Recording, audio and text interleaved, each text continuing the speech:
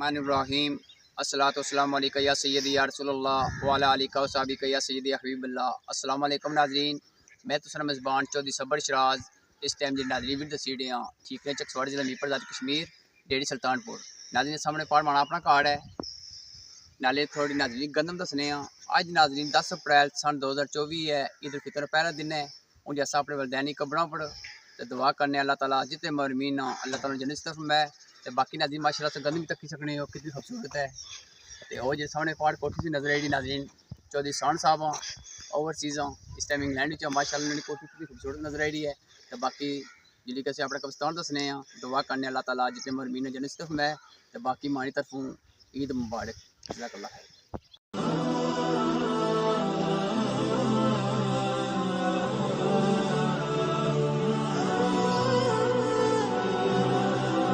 أعوذ بالله من الشيطان الرجيم.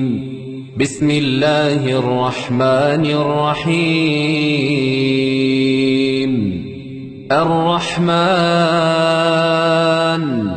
علم القرآن خلق الإنسان علمه البيان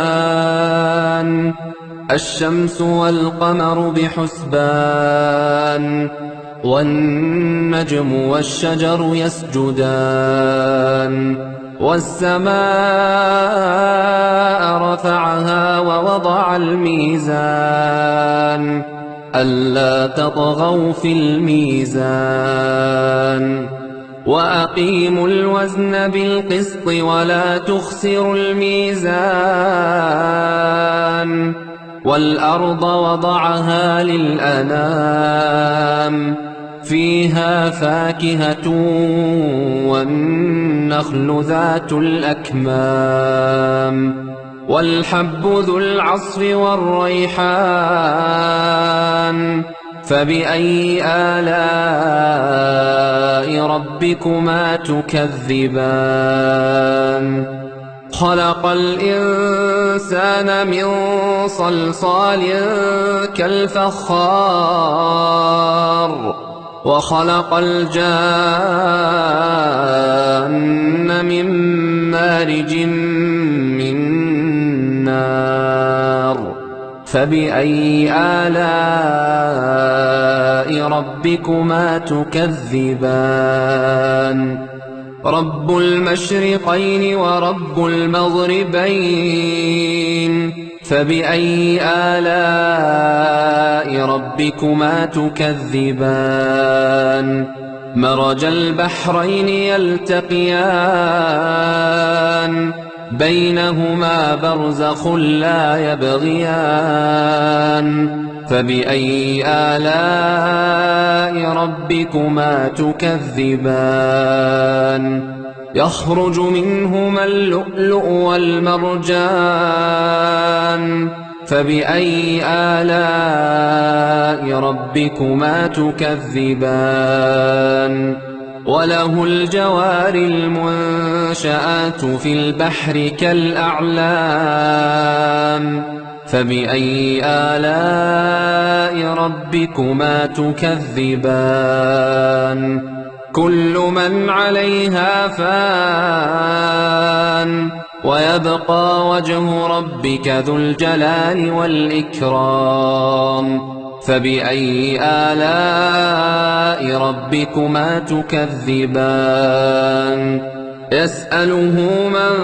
في السماوات والأرض كل يوم هو في شأن فبأي آلاء ربكما تكذبان